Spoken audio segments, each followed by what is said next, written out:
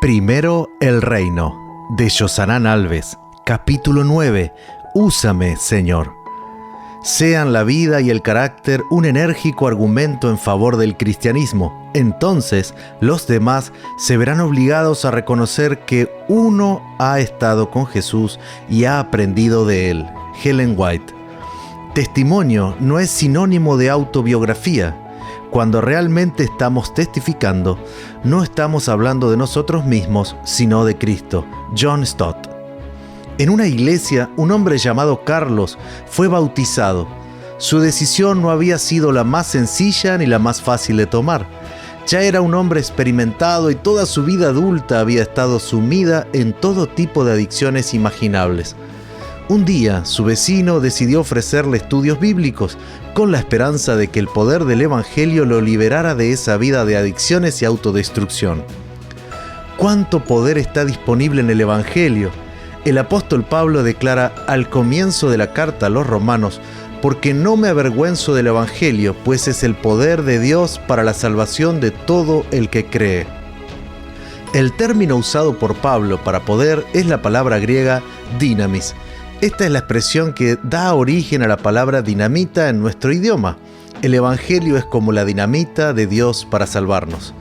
Esta dinamita de poder y salvación llegó a Carlos. Fue liberado no solo de un pasado de pecado y condenación, sino también de los vicios que lo dominaban en el presente. Se entregó por completo a Jesús y se sintió abrumado por el deseo de testificar sobre su nueva historia en Cristo. Su vida fue un testimonio poderoso del poder del Evangelio. La gente simplemente no creía lo que veía. ¿Cómo era que alguien que vivía sucio, tirado en las aceras y ajeno a lo que pasaba en la sociedad, ahora estaba con ropa limpia, caminando con la cabeza en alto y con una increíble sonrisa en los labios? Generalmente, la mayoría de las adicciones no son solitarias y los amigos de Carlos, que durante años habían compartido este vicio con él, empezaron a buscarlo para saber qué había pasado. Había una explicación y él siempre estaba disponible para compartirla. Dijo: estaba muerto y ahora he vuelto a la vida. Estaba perdido y me encontraron. Estos amigos adictos comenzaron a acompañarlo a la iglesia para asistir a los servicios y aprender sobre el camino de la libertad que experimentó. Conocí a Carlos en uno de estos servicios. Fui a predicar a la pequeña iglesia a la que asistía y noté que en uno de los bancos había hombres con una clara apariencia de intoxicación. Eso me llamó la atención de inmediato. A veces me he encontrado con una que otra persona que estaba borracha en el servicio, pero nunca había visto tantos borrachos en un solo servicio. Durante todo el programa, Carlos se sentó junto a ellos para tratar de mantener el orden. Al final del sermón, me presentaron a ese hombre extraordinario que me contó su historia y la historia de sus amigos. Hablé con ellos por un tiempo y en un momento les pregunté qué estaban buscando cuando iban a la iglesia. Uno de ellos, con lágrimas en los ojos, dijo: quiero ser como el hermano Carlos, y los demás asintieron con la cabeza. Por supuesto, querían ser como Carlos. Yo también quiero. La gran verdad detrás de la historia de este hermano es que es imposible ocultar los resultados de la vida de alguien que ha decidido entregarse completamente al Señor. En este capítulo reflexionaremos un poco sobre cómo es la vida de quienes deciden entregarlo todo al Señor. Para ello, una vez más, nos ayudará la historia de la viuda pobre. El contexto literario de la historia de la viuda nos enseñará una gran lección. El contexto literario es el entorno donde se inserta la historia en la Biblia, es decir, los versos que preceden al texto leído. Puede que no lo sepas, pero inicialmente la Biblia no estaba escrita en capítulos y versículos. Marcos no se sentó a escribir el Evangelio y dijo: ahora voy a escribir el capítulo 7, versículo 12, luego el capítulo 7, versículo 13. No, los capítulos y los versículos se insertaron más tarde, cuando los libros ya estaban agrupados. Uno de los objetivos de esta división es facilitar la lectura. Imagínate encontrar un texto bíblico entre más de 31.000 versículos. Sería casi imposible. Por lo tanto, para facilitar la ubicación y la división de temas, la Biblia se dividió en capítulos y versículos. Para encontrar los versos, la división ayuda mucho, pero para comprender el texto en el que se inserta la historia, no siempre ayuda. Por lo tanto, al leer un texto bíblico, es muy importante leer lo que viene antes y después para comprender el contexto literario en el que se inserta el pasaje. Cuando leemos el contexto de la historia de la viuda en Marcos 12, nos damos cuenta de que en los versículos anteriores Jesús está teniendo una serie de enfrentamientos con los líderes religiosos de la época, llamados fariseos y saduceos. En uno de estos conflictos, relatado en Marcos 12, 28 al 34, uno de los líderes religiosos se acerca a Jesús y le hace la pregunta: de todos los mandamientos, ¿cuál es el más importante? Versículo 28. A lo que Jesús responde: el mandamiento más importante es: escucha, oh Israel, el Señor nuestro Dios es el único Señor. Ama al Señor tu Dios con todo tu corazón, con toda tu alma, con toda tu mente y con todas tus fuerzas. El segundo es igualmente importante: ama a tu prójimo como a ti mismo. Ningún otro mandamiento es más importante que estos. En su respuesta, Jesús reunió dos textos del Pentateuco. La primera parte está tomada del famoso texto de Deuteronomio 6, 4 y 5. Este es un texto muy querido y conocido por los judíos. Era el conocido Shema Israel, escucha Israel. Esta es la declaración más fuerte del monoteísmo judío. Como dice el texto, el Señor nuestro Dios es el único Señor.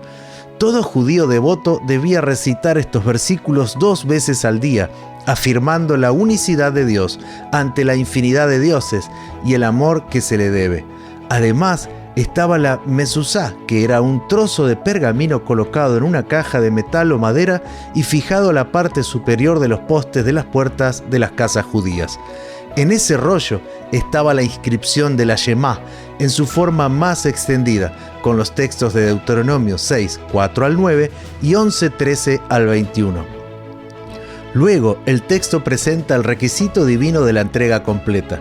Dios exige amor y lealtad absolutos al declarar: ama al Señor tu Dios con todo tu corazón, con toda tu alma, con toda tu mente y con todas tus fuerzas.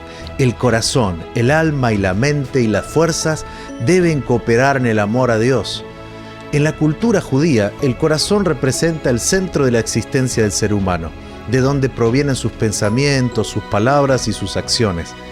Proverbios 4:23. El alma representa el centro de la vida emocional, la mente representa el asiento de la vida intelectual, las disposiciones y las actitudes, y la fuerza representa la capacidad física y laboral del ser humano. El ser humano debe amar a Dios mediante todas las facultades que Dios le ha dotado.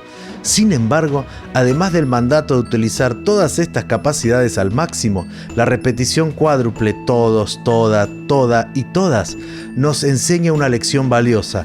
El amor sincero a Dios no debe dividirse en dos.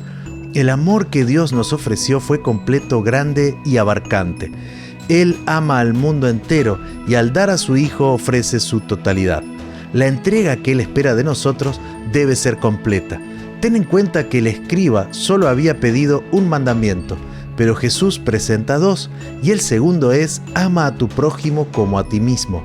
En esta parte del texto, Jesús está citando Levítico 19:18. Desde la perspectiva de Jesús, no es posible amar a Dios sin amar también al prójimo. El amor a Dios debe conducir al amor al prójimo, y el amor al prójimo es una evidencia del amor a Dios. Sin duda, el pasaje tiene un fuerte énfasis cristológico, ya que Jesús es la mejor expresión de este amor a Dios, que se entrega sin reservas hasta la muerte, en obediencia a la voluntad divina por la salvación de los pecadores. En la perspectiva divina, el amor sentido y el amor puesto en acción son dos aspectos inseparables del amor verdadero. Uno no es aceptable ni posible sin el otro. En su respuesta, Jesús hizo una conexión entre amar a Dios y amar al prójimo. Este amor no solo debería incluir el ámbito emocional o interior, sino también incluir aspectos prácticos, concretos y visibles. Quien ama verdaderamente a Dios manifiesta ese amor en acciones dirigidas a los demás. Quizás te preguntaste cuál es la relación entre esta explicación de Jesús sobre la esencia de los mandamientos y la historia de la viuda. Puede que no lo hayas notado, pero en la historia de la viuda, Jesús usa la palabra todo, 4 veces.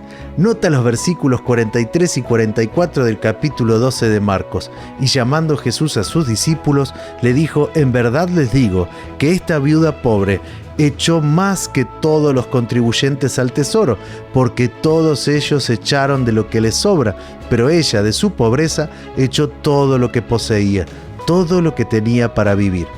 Para mí no hay coincidencias en la palabra de Dios. Todo estaba perfectamente planeado para enseñarnos una gran lección. ¿Sabes lo que es? La viuda fue el ejemplo práctico de lo que Jesús le había enseñado al escriba. La teoría se encontró con la práctica. La más pobre de entre los pobres enriqueció el templo con su ejemplo. Todos conocían esos dos textos del Pentateuco. Como hemos visto, tenían que recitarlos 2 veces al día, además de su recuerdo que se disparaba cada vez que pasaban por la puerta de la casa. Sin embargo, lo que muchos sabían solo en teoría, esa pobre viuda lo demostró en la práctica.